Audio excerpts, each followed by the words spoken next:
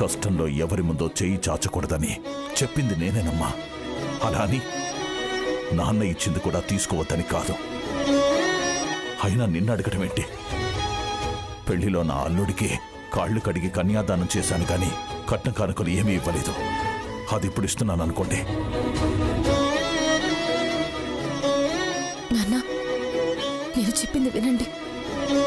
నా మాట వినని నీ మాట నేనెందుకు వినాలమ్మా?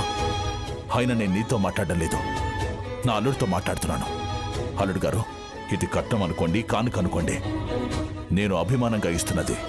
మీరు మాత్రం నా మాట కాదంటే నా తల తీసేసినట్టే. మామయ్య గారు. అయ్యో అన్నయ్య గారు, అదేం మాట? మీ ఇల్లు వెతుక్కుంటూ వచ్చింది కష్టాల్లో ఉన్న మిమ్మల్ని చూసి కన్నీళ్లు పెట్టుకోవడానికి కాదమ్మా, ఈ ఆస్తిని మీ చేతుల్లో పెట్టి వెళ్దామని. విద్య మాటే నా మాట మామయ్య. ఇక నేను ఎవరి మాట వినదలుచుకోలేదు, క్షమించండి. మామయ్య,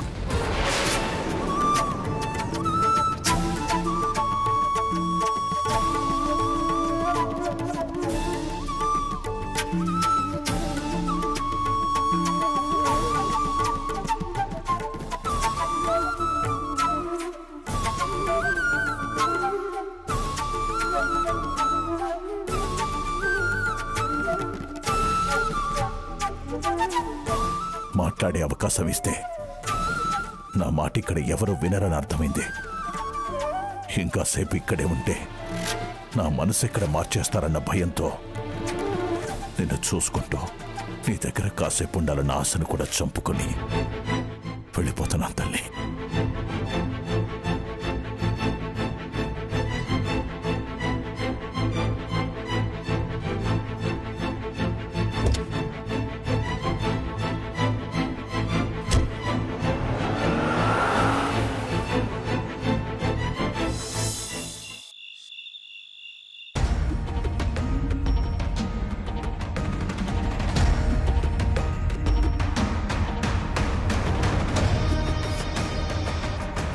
నంగిలా ఉంటుంది, మంచిదానిలా నటిస్తుంది. అప్పుడేమో అందరి ముందు త్యాగశీలి గుణవంతురాల్లాగా చెల్లి గవ్వ కూడా పుట్టింటి నుంచి తీసుకోనని ఎంత గట్టిగా చెప్పింది. నిజమేనిది, ఊర్లో సగం మందికి వినిపించుంటుంది. అవునదినా, దారిన పోయేవాళ్ళు, ఇంటికి వచ్చిన వాళ్ళందరూ విద్యను పొగడ్డంతోనే సరిపోయింది. ఇప్పుడు అవసరం వచ్చేసరికి నాన్న వెళ్ళి తీసుకోమ్మా అనగానే వెనక ముందు ఆలోచించకుండా తీసేసుకుంది. నేను ఇంటికొచ్చిన కొత్తలో నుంచి నీకు చెప్తూనే ఉన్నాను, విద్యని నమ్మొద్దు, గుంటనక్క బుద్ధి కంటే దారుణంగా ఉంటుంది మీ అక్క బుద్ధి అని. విన్నావా? లేదు. ఇప్పటికైనా పాపం అని దయాదాక్షణ్యాలు చూపించుకు. అస్సలు చూపించను వదినా. సర్లే, బాధపడుకు. నీ బాధని నా పగని ఇప్పుడు క్యారేజ్ తీరుస్తుందిలే. ఏదో గట్టిగానే ప్లాన్ చేస్తున్నట్టున్నారు. క్యారేజ్ కూడా సర్ది తీసుకెళ్తున్నారా? ఏం చేస్తావు, నువ్వెలాగో ఏం చేయలేవు కదా, అందుకే మా ప్రయత్నాలు మేం చేస్తున్నాం. నిధి, పాపం సుబ్బు ఏం చేశాడని తన్నంటున్నావు? మీ అన్నయ్య వాళ్ళు పచ్చడి మెతుకులు తినడానికి ఎక్కడ విద్యామేళలో పుస్తలు అమ్ముకుంటారోనని పలహారాలు పట్టుకెళ్తున్నాను. మీ ఇంట్లో వాళ్ళ మీద బెంగుంటే నువ్వు రావచ్చు సుబ్బు. వద్దులేనిది, నేనిప్పుడే మీతో వస్తే మా అమ్మ పీకే క్లాసులు, మా మామయ్య వెటకరాలు నేను భరించలేనమ్మా. మీరు వెళ్ళేసి రండి. సరే పద నిధి.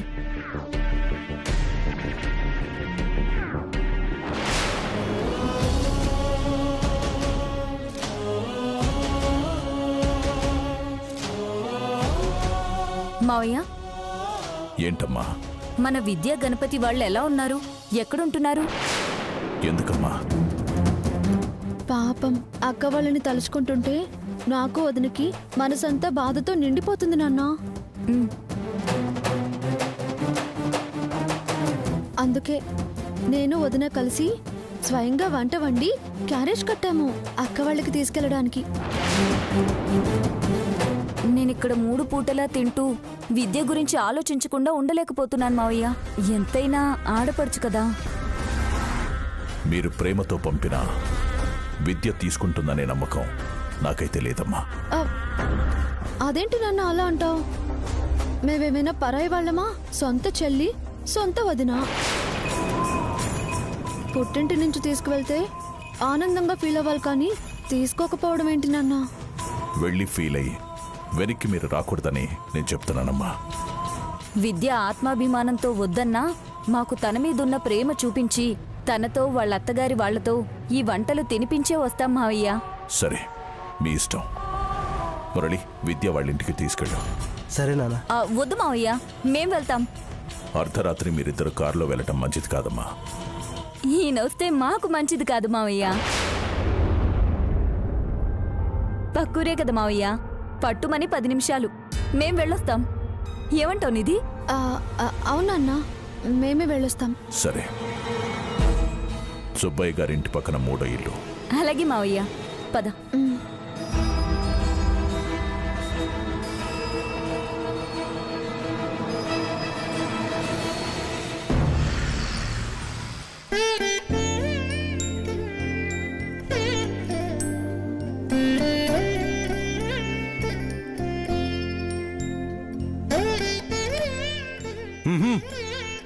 అక్కోయ్, చూసావా నేను అల్లుడు ఈ పరుపుని ఎలా తయారు చేశామో? దీని ముందు స్పాంజీ పరుపు కూడా పనికిరాదు. చినిగిన బనీన్ని చొక్కాలు కప్పెట్టినట్టు తెగిన మంచాన్ని ఎన్ని దుప్పట్లతో కప్పినా ప్రయోజనం ఏముందిరా?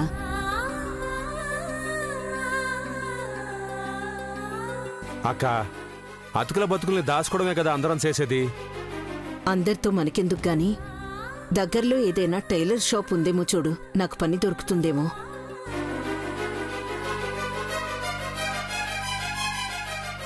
ఏంటమ్మా, నువ్వు పనిచేస్తావా?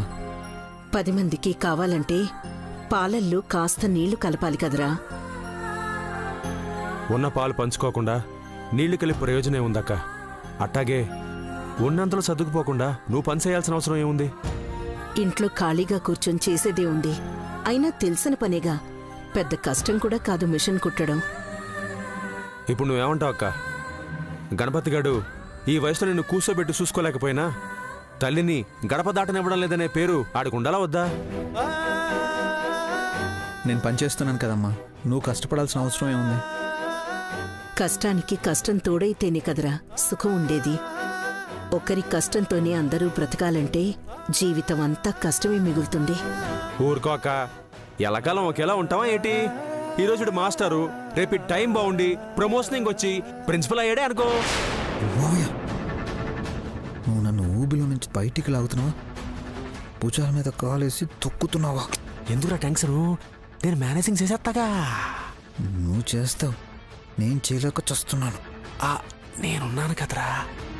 ఏంట్రా మామ అల్లుళ్ళ గుసగుసలు? అబే ఏం లేదక్క, రేపు ప్రిన్సిపల్ అయిపోతే జీతం ఎంత పెరిగిపోతుందా అని మాడేసుకుంటాం.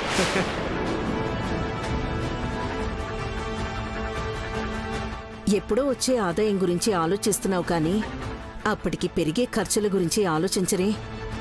రేపు పిల్లలు పుట్టాక వాళ్లతో పాటు ఖర్చులు పెరుగుతాయి. అప్పటి ఖర్చుకి లెక్కలు ఇప్పుడు ఎందుకక్క? ముందు త్వరగా అన్నం వండు, ఆకలిహేస్తున్నాయి. ఆవిడెందుకు కష్టపెడతారు? ఎవరు అదే? అక్క, నీ శనగోడలు దారి దెబ్బ వచ్చినట్టుంది.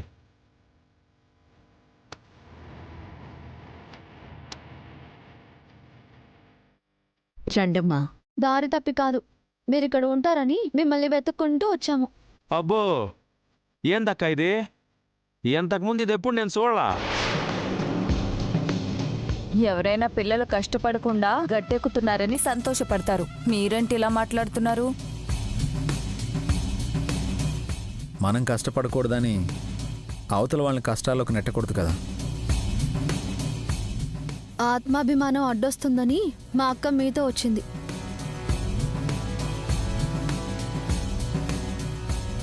మా వాళ్ళు ఇబ్బందుల్లో ఉన్నారని నేను వెళ్ళిపోయాను. కప్పిపుచ్చుకోవడానికి చాలా కారణాలు ఉంటాయి మన దగ్గర. రే, ఇంటికొచ్చిన వాళ్ళతో ఏంట్రా మాటలు? చూసావా వదినా, మా అత్తయ్య కూడా అలానే మాట్లాడుతుంది. అయ్యోరామా, ఇప్పుడు మిమ్మల్ని నేనేమన్నానమ్మా?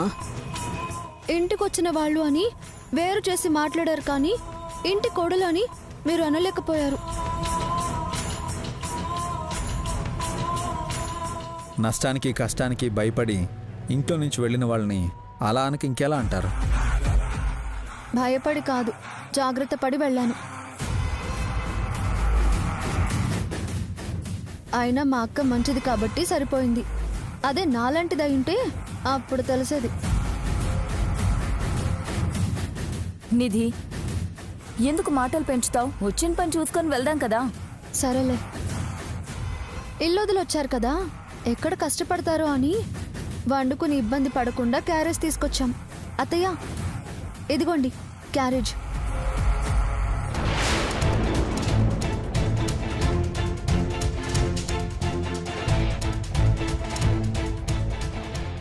అవును, అక్కెక్కడా కనిపించట్లేదు? అబ్బో, ఎరా విన్నావా? అక్కంట. ఏమా, నీకు అక్కంట ఒక తుందని గుర్తు కూడా ఉందా? శ్రీశైలం, నువ్వు కాసేపు మాట్లాడకుండా ఉంటావా? విద్య కూరగాయల కోసమని బయటికెళ్ళిందమ్మా. మాకు కావాల్సింది అదే. సర్లే నిధి, ఇంత దూరం వచ్చాం కదా, తన్ని కలిసి వెళ్దాం. హా, సరే వదినా.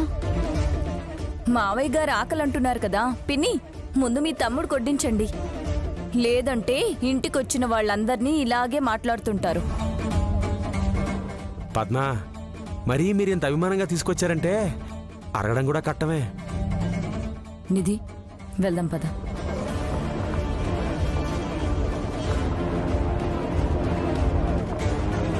అల్లుడు, వీళ్ళు క్యారేజీ తీసుకొచ్చినట్టుగా లేదు, ఏదో ప్లానింగ్ చేసుకొచ్చినట్టుగా ఉంది.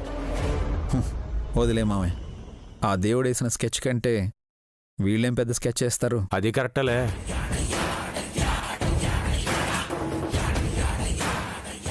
మీ అక్కతో ఎలా సంతకం పెట్టించాలా అనుకున్నాను, తనే అవకాశం ఇచ్చింది. పద.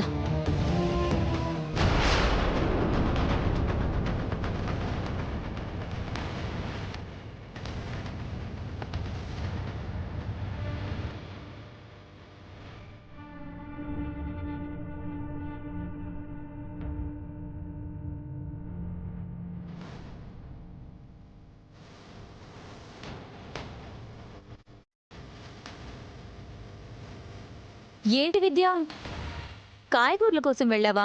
అయ్యో, క్యారేజ్ తీసుకొస్తున్నామని ముందే చెప్పుంటే బాగుండేది కదా. నువ్వైనా ఫోన్ చేసి చెప్పాల్సింది. పర్వాలేదులే వదినా. క్యారేజ్ తీసుకురావడానికి ఇదొక్క పూటతో పోయేది కాదు కదా. పూట మారితే రాతే మారిపోతుంటుంది, అంతే కదా నిధి? అంతే కదా వదినా. పూటకో మాట మారినప్పుడు రాత మారదా? ఏం మాట్లాడుతున్నారు మీరిద్దరు? ఆస్తి వద్దు, ఆయన చాలు అంటూనే ముందు నీతి వాక్యాలు చెప్పావు. అవసరం రాగానే తీసుకున్నావు. అదే చెప్తున్నాను. నేను తీసుకోలేదు. తీసుకోవాలన్న ఆలోచన కూడా నాకు రాదు. వద్దన్న నాన్నిచ్చి వెళ్లారు. ఎలాగో ఇవ్వడానికే వచ్చారు కదా, వద్దు అనేది పైకి చెప్పే మాట. పై మాటే కాదు, అప్పుడు ఇప్పుడు ఎప్పుడు నా మనసులో ఉన్న మాటే అది. అంత ఖచ్చితంగా చెప్తుందంటే అది నిజమే అయి ఉంటుంది నిధి. అది నిజమే అయితే ఇలా వద్దు అని చెప్పడం కాదు, ఈ కాగితాల మీద సంతకం పెట్టి నాన్న ఇచ్చిన డాక్యుమెంట్స్ ఇవ్వమని చెప్పొద్దునా?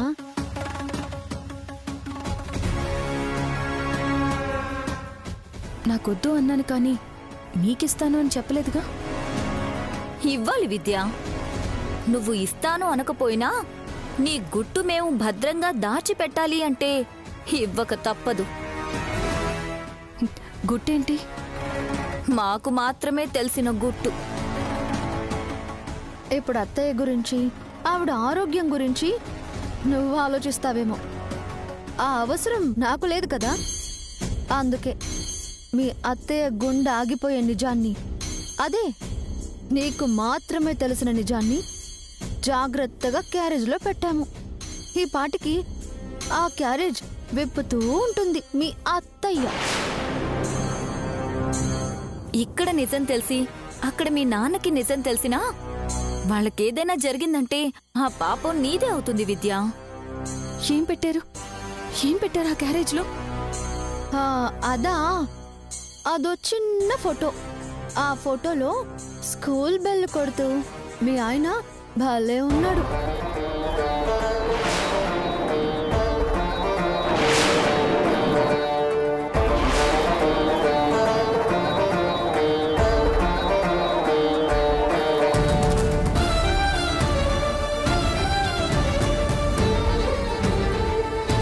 ఎంత పనిచేసాం నిధి. అత్తయ్య ప్రాణాలు కాపాడాలని ఆ నిజాన్ని దాచిపెట్టాం. అది బయట పెట్టి అత్తయ్య ప్రాణాల మీదకి తెస్తావా? ఆగాగు, సంతకం పెట్టెళ్ళు.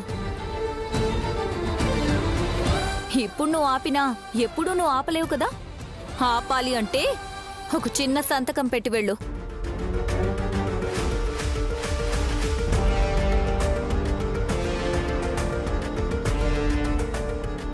సరే, పెడతాను. ఒక ప్రాణం కన్నా ఆస్తి మీకెక్కువేమో, నాకు కాదు. కానీ ఒక్కటి గుర్తుంచుకోండి, నిజం మీ ద్వారా అత్తయ్యకి తెలిసినా అక్కడ నాన్నకు తెలిసినా ఆస్తి మీకు దక్కనివ్వను.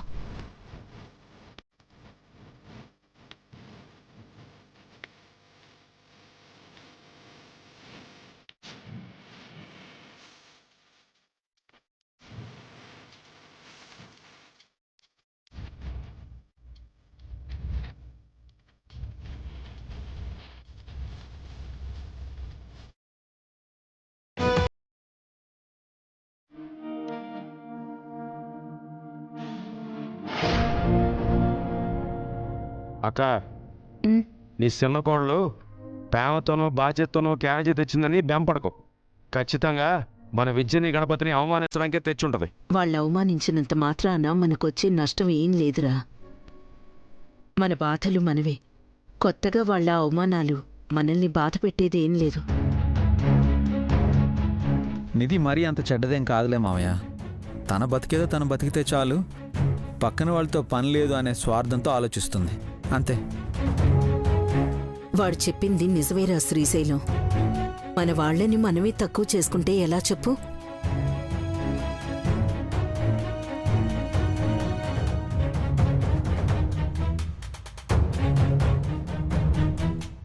అత్తయ్య, వచ్చావా అమ్మా విద్య? నీకోసం నిధి వాళ్ళు కలిశారా? కలిశారు. అత్తయ్య, మీరుండండి, నేను చేస్తాను.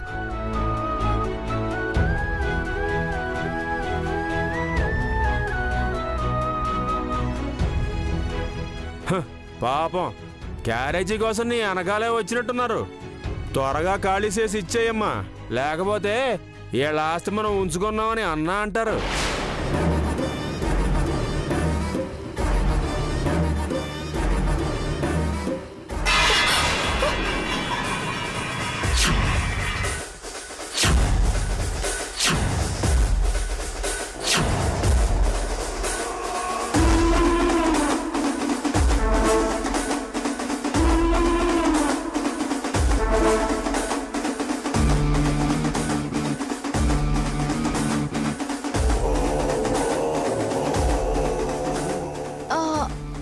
అరెరెరెరే, ఉట్టి పచ్చడే ఉందేంటి?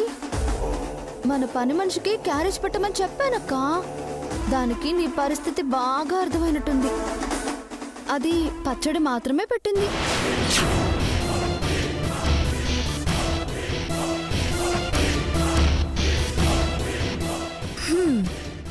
ఇంక నీ పరిస్థితి ఇదే అని తను కూడా ఉద్దేశించుకొని ఇలా పెట్టినట్టుంది విద్య.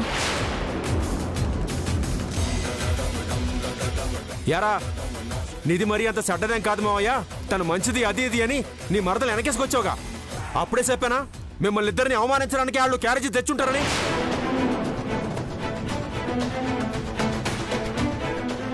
అక్క,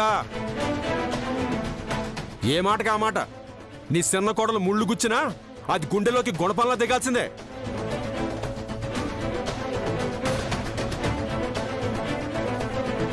చూడండమ్మా, పస్తులతో చావకుండా పచ్చడి మెతుకులైనా తింటావన్న నమ్మకం ఉన్నందుకు చాలా సంతోషం.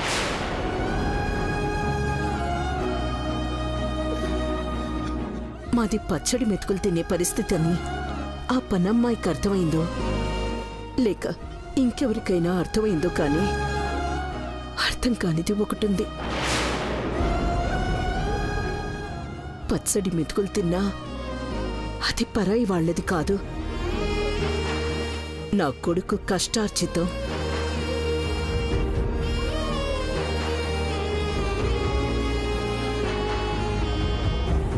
ఒకరి సొమ్ము కానిది మా కష్టంతో మేం తిన్నది ఏదైనా మాకు అమృతంతో సమానం. అవునా అత్తయ్య గారు? మరి మా నాన్నిచ్చిన ఆస్తి కూడా మీ కష్టార్జితమా?